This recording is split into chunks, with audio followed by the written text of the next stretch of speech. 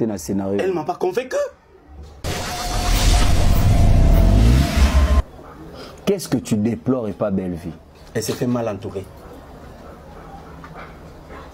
Elle s'est fait mal entourer. Oh, Sengaini. Qu'elle fasse le tamisage de son entourage. Du point de vue comportement à belle vie,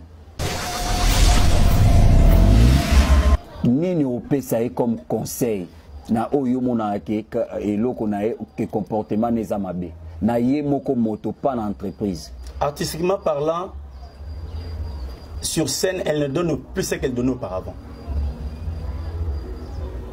Ça, en tout cas, à Kiti. Commentateur au Kita, je sais pas, mais Belleville me donnait des frictions, des chairs de poule quand elle jouait. C'est pas ce que j'ai retrouvé aujourd'hui.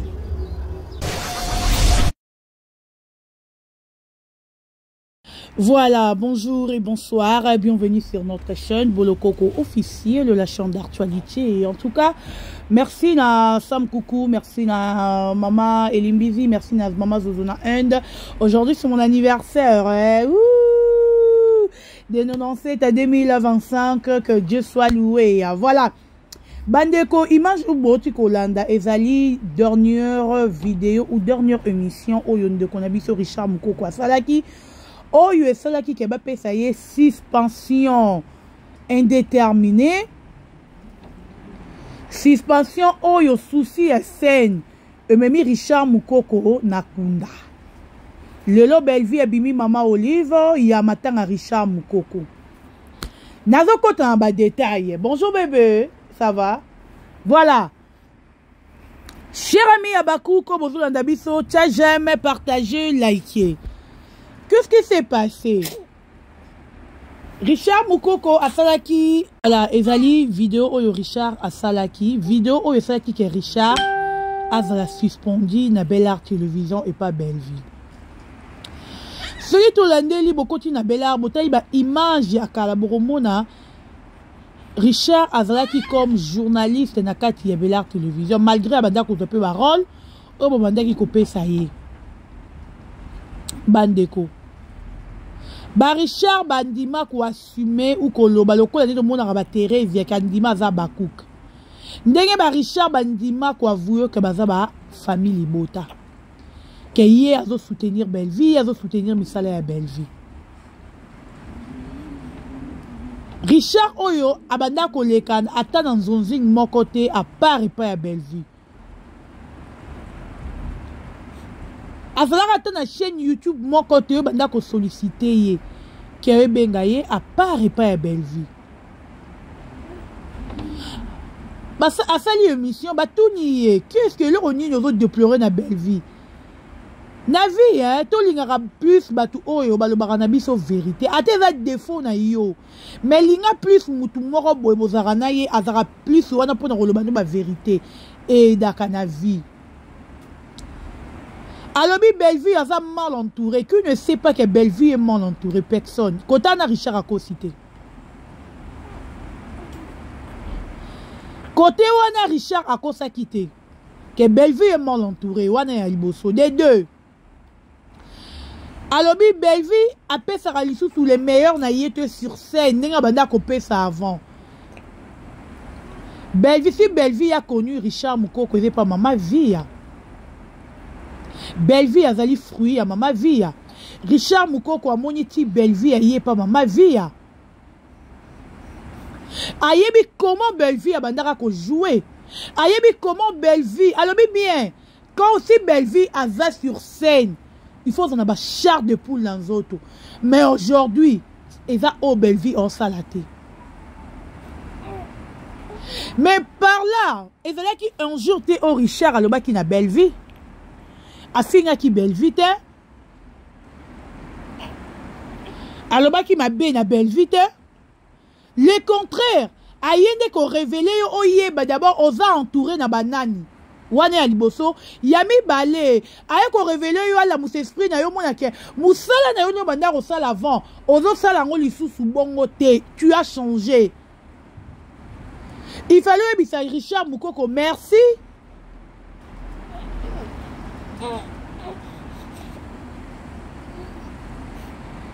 Il fallait le bana Richard, merci.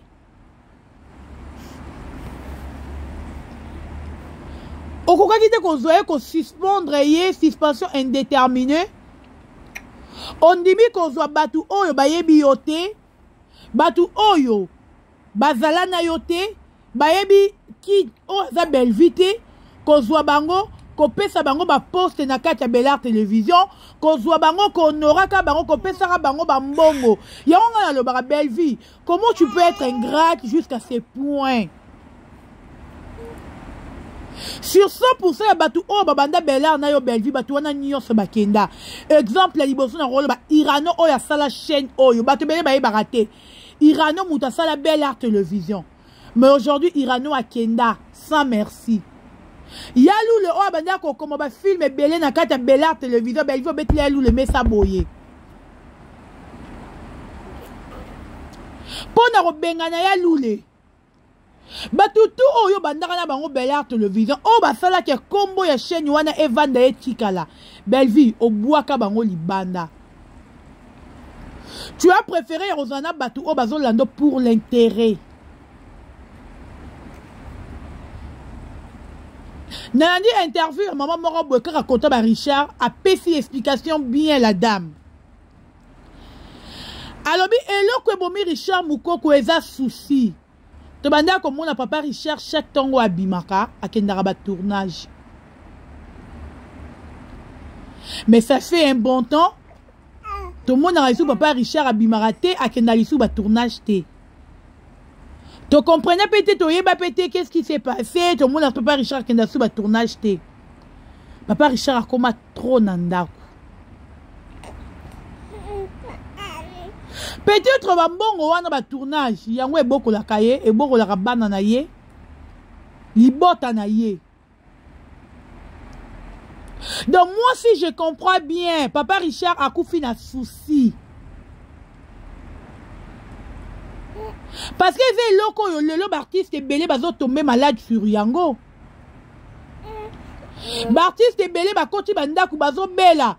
Soko landele maladi mwana zote retourna yo tuni ozobela nini akwa bisote muso souci ba benga ngate batu ba ko mo film na YouTube acha ngata kate artiste belé ba koti bandaku ma ba maladi vu artiste belé à cause ya biloko yo.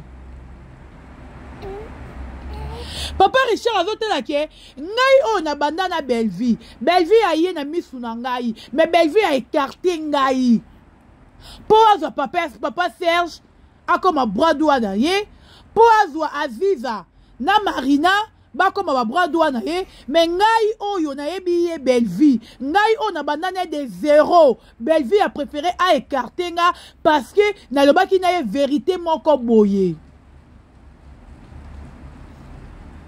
afinga kiote. Laisse-moi travailler. Aujourd'hui c'est mon anniversaire, faut chanter pour maman. Papa Richard a finga ki yote belle vie pour yo écarter. Alors ba ki non ma bête.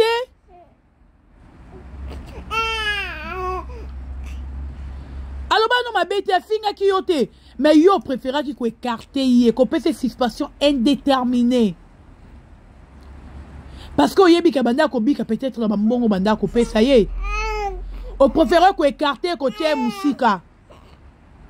Souci et bomi papa Richard qui a koufi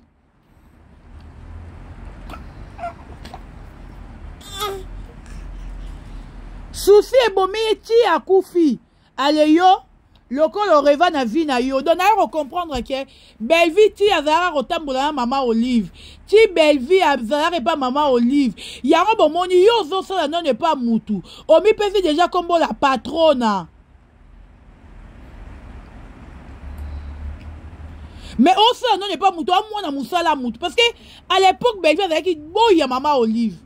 Mais elle m'a surnommé déjà comme la patronne. Parce qu'elle savait, et l'oko, ya banda, avala qui n'a pas besoin. Donc, Belle Vie avait besoin que, maman Olive, abanda ko ekopé, ça va bon abatu, po ya bomba, rapport l'obie pas comme le maman Olive, ya comme il est l'eau. Donc, le lot, comédien, bah, on a besoin aussi d'un aide de pas moutouté. Les artistes, bah, on a besoin aussi d'aide pas être le président de la République, tu es pas le ministre, parce que bah, déjà la ministre, bah, déjà la maman Olive, la baron, la combat belle vie.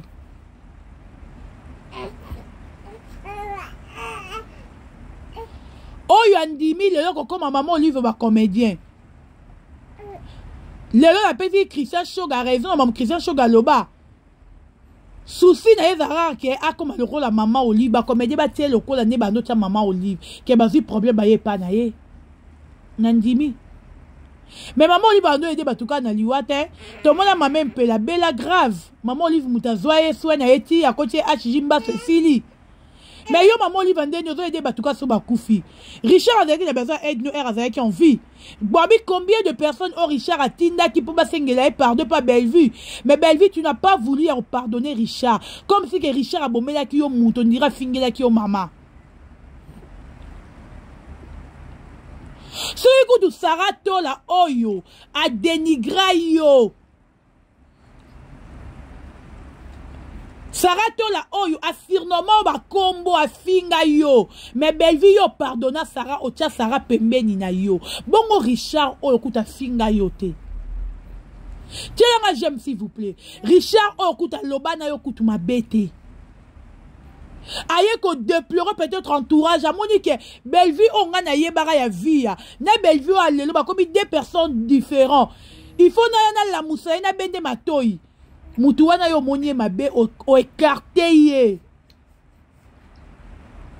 Mais Moutoro Sarah o ya finga yo, a dénigra yo, o préféré ko limbisa yo. Limbisa Richard te pourquoi? Posons ici sur scène. Parce que Richard Pazara na besoin limbisa ye. Azara pe na besoin de sur scène. Lelo souci e bomi Richard Bellevue yo ko yo zi matin à Richard o longo longo na sana pour mémoire na morgue à cinquantaine. Donc Bellevue tu as beaucoup d'argent.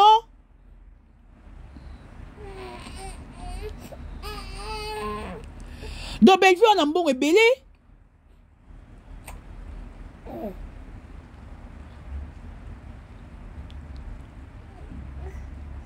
Mutu en vie au boy kolimbi ça y est.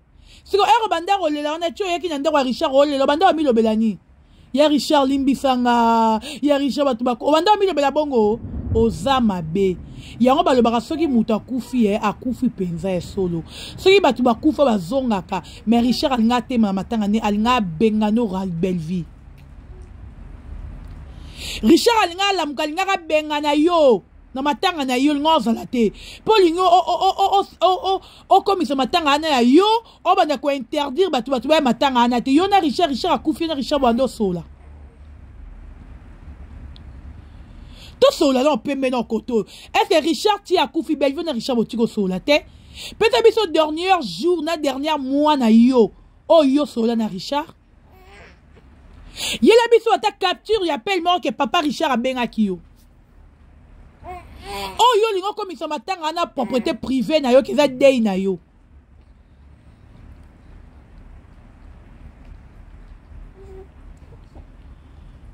Ozana ni Bellevue, tu es qui? Ah, laisse-moi travailler. Ah, laisse-moi. Ah. Travailler, attends. Attends. Voilà, mes chers amis. Le yo yo te ma matin à Richard, obi ma pro na matin à Richard, obi ma gangi na matin à Richard, obi ma yo nani Bellevue na matin à Richard. Bon que nous reménoncer M grand matin à Richard. Bellevue aux anani. Tellement moi ça linga ba le bane vérité te. Ba le bane vérité o sa makambutu si lo sala eso pa yo tika olingite. Seli mutalobi na makambuana o tie en écart o écarté. Bon le bane vérité muto le bane vérité za muto alingi yo. O monte ke o sa makambulo kwa sila eso pa yo batu o seka yo. Ba mono bololé.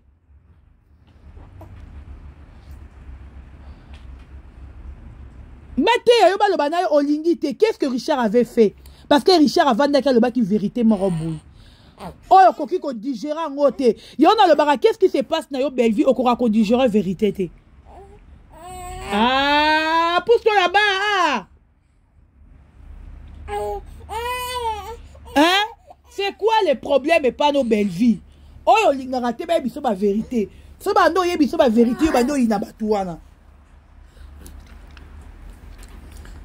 so bando ye biso ba vérité yo comme ina batu te mutu na neka ale Richard akufi yo ya matanga Richard comme ya yo na ndeni yo famille Richard ozalaka ne likango ya Richard pesila yo a moi c'est Richard andako te wa femme légitime à Richard te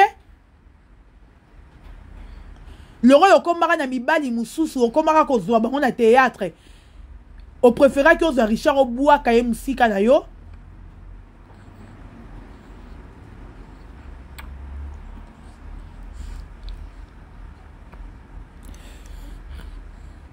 o préféra que ozo Richard obua ke musika na yo ale lelo boyo tshela batima le babo ando le bakaka na ndeni matanga wana tout le monde akoya bwana biloko bosala batute Laurent yo lingo bima mama Olive. Soko moni oboyi batu ba na matanga. Assume toi contribution o basenga na artiste et comédien. Loba na oxygène ou azara secrétaire. Ba senga te. Loba ko la demande par artiste et comédien mon côté. Ngai moko na ko assumer matanga ne bandiliti na suka. Laurent yo lingi yo assumer matanga wana. Laurent yo lingo comme ça matanga na propriété privée na yo. Wana ba famille ne do souffrir bande on ba souffrir. Ozo kipe bango te ka ya matanga ya bato comédien yo kipaka.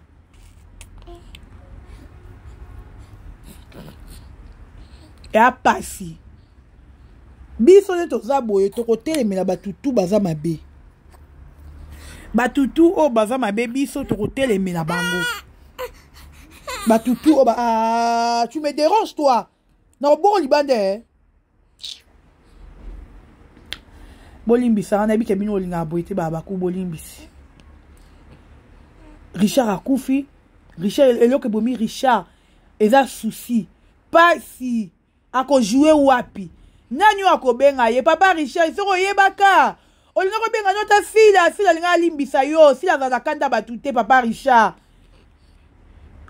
oto la rakie na beta fila ba bordure pour la belle vie na manko fila respect pour la belle vie. Mais le Bellevue en boit kinga libanda. Le Bellevue en tiki ngai. Mobala suki. Mais les filiers aibita banda wapi. Bandeko. Yo muto finga rasilo finga la fila mutu. Ya fila limbi sarana ye. Niveau ibuta finga fila. Mais fila limbi sai. Donc yo pe fila limbi sana yo. Il faut que yebaka papa Richard. Il fallait ya au senga fila pardon. Et tolo wa kiamuta bomi théâtre da Belgique ba tebele bondi maté le bondi mi ango. Le bondi mi kiamuta bomi théâtre da Belgique. Liwa papa Richard eza maboko a Belgique. Belgique muta bomi papa Richard. To constater parce que ce qui Belgique a fait ça une suspension indéterminée. Mais papa Richard Alinga a envie. Ce qui Belgique a tchèque musique et Bellart télévision te. Mais papa Richard Alinga a envie. Lelo, papa Richard a sous son vite à Koufi, na souci. Il y a kozanga kozala na sainte. Azo e bata ko jouer pa nani. Nani wa ko benga ye.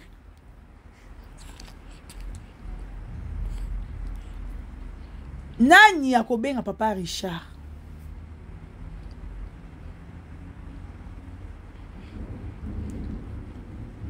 Mutobenga papa Richard azate. Papa Richard akufi. Papa Richard akufi liwa pasi. Oh lelo Bellevue linga mi comme sa maman Olive. Papa Richard avec qui il a besoin na ye Bellevue aux ala quitter. Mais lelo yé o mi comme sa maman Olive na matanga ya bato. Olingi oya obima les bons samaritains. Pe ozo lela. Yozo lela muto vanda kinaye. O préféré ba maman mille oyo yebi to kutenya bango na groupe Simba.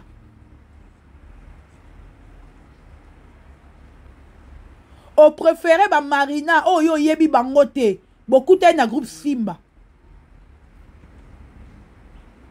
O préféré ba Aziza oyo yebite beaucoup tena bango na kimukolo na groupe Simba mais Richard oyo yepa vi okuti ye Richard oyo amoni koya na yo Richard oyo andimaki yo peut-être pe vi aboyaki mais Richard andimaki yo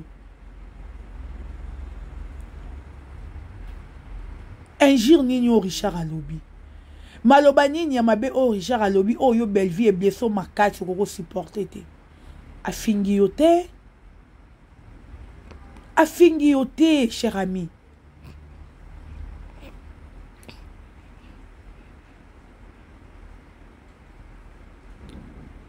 Richard afingi yo te alobi kaka o eza yo il fallait le bata merci Richard ofungolinga ya solo na combine boya ça je dois beaucoup travailler dans un endroit dans Zalaka aya Richard na mal entouré Richard bona vérifier na baba nanyo bazo entouré nga et le Richard alobi asikeza te batutu baloba ke belvo za mal entouré ya sikeza te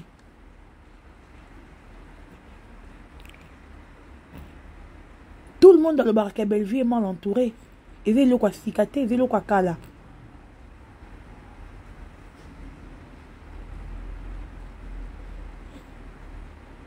oh yo lolo luka peut-être tomboke lango moni nango mabe o créer lango ba scène et le quoi sikate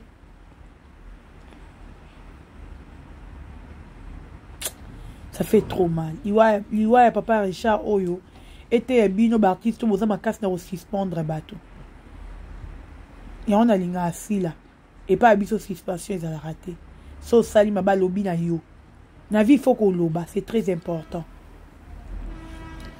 merci na batutu bolandi vidéo nanga merci na batutu bozo like bozo commenter